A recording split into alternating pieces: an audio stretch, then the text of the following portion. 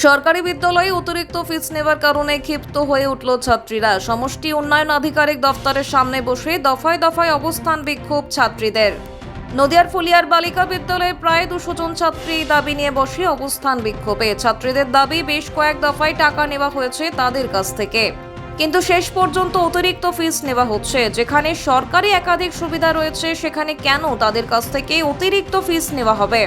মূলত এই দাবি নিয়ে ক্ষোভে ফেটে পড়ে ছাত্রীরা। নদিয়ার ফুলিয়ার বালিকা বিদ্যালয়ের একাদশ শ্রেণীর ছাত্রীদের দাবি, তারা প্রত্যেকেই মধ্যবিত্ত ঘরের সন্তান। বেসরকারি বিদ্যালয়ে পড়াশোনা না করে সরকারি বিদ্যালয়ের সুবিধায় তারা মাধ্যমিকে উত্তীর্ণ হয়েছে, কিন্তু কেন অতিরিক্ত ফিস নেওয়া হবে তাদের থেকে? এতদিন বিদ্যালয় কর্তৃপক্ষকে জানিয়েও কোনো লাভ হয়নি। তাই ধৈর্যচ্যুত হয়ে শান্তিপুর ফুলিয়ার সমষ্টি উন্নয়ন আধিকারিকের দফতরে বিক্ষোভে বসতে বাধ্য হয়েছে ছাত্রীরা। এই অরাজকতা কতদিন চলতে থাকবে প্রশ্ন প্রত্যেকটি ছাত্রীদের। পরবর্তীতে পরিস্থিতি সামাল দিতে আয়োজন করা হয় এক আলোচনা সভার, যে আলোচনার মধ্য দিয়ে ছাত্রীদের বর্তমান দাবি সমাধানের চেষ্টার উদ্যোগে নিয়েছেন প্রশাসক।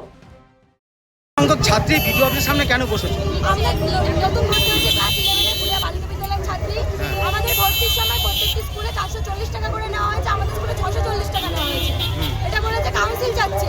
তারপরে আমাদের অ্যাডমিট কার্ড দেওয়ার জন্য 60 টাকা করে চাওয়া হয়েছে, সেটা কোনো বৈধ টাকা নয়। এখন আজকে আমাদের রেজিস্ট্রেশনের টাকা দেওয়া হয়েছে, এখানে এরা বলছে আবার 210 টাকা লাগবে। এটা ওনাকে কাউন্সিল যাচ্ছে। এত টাকা কিসের লাগে? এটা সরকারি স্কুলে, আমরা তো প্রাইভেট স্কুলে পড়ছি না। কত টাকা অতিরিক্ত নেওয়া হচ্ছে? অনেক টাকা, 200 টাকা আমরা অলরেডি ডোনেশন দিচ্ছি ভর্তির সময়। 440 টাকা আগে মাইনা ছিল, সেটা 640 টাকা হয়েছে, 200 টাকা ডোনেশন নিচ্ছে। একটা সরকারি স্কুল কত ডোনেশন নেয়? তা তোমরা কত সংখ্যক ছাত্রী আজকে এখানে এসছো? 292 জন। আচ্ছা, কোন কোন ক্লাসের আছো? সব ক্লাস 11। সব ক্লাস 11। কি চাইছো তোমরা? আমরা চাইছি আমাদের এই অবৈধ টাকা নেওয়াটা বন্ধ হোক, আমাদের যেটা ন্যায্য টাকা সেটা নেওয়া। তা এটা প্রশাসনকে জানিয়েছো? স্কুল কর্তৃপক্ষকে জানিয়েছো? কোনো লাভ হয়েছে তাতে? স্কুল কর্তৃপক্ষকে জানানোর পর স্কুল কর্তৃপক্ষ বলছে তোরা যা পারিস করে নে। আচ্ছা, তার জন্য তোমরা অবস্থান বিক্ষোভ করছো? যা পারিস করে নে। এমনকি আমরা এখানে বিক্ষোভ করতে এসেছি বলে আমাদের ব্যাগ আর সাইকেল স্কুলে আটকে রেখেছে। বলছে আমাদের টিসি দিয়ে দেওয়া হবে। এটা কি ধরনের বিক্ষোভ? এটা কি ধরনের? আমরা কি চাচ্ছি আমাদের সাথে? আচ্ছা, তা তোমার সাথে অন্যায় করা হচ্ছে? অবশ্যই। তোমাদের অভিভাবকরা কোথায়? অভিভাবকরা আসছে, আচ্ছা, সবাইকে জানানো হয়েছে, সবাই আসছে। তোমার নাম? পায়েল বিশ্বাস।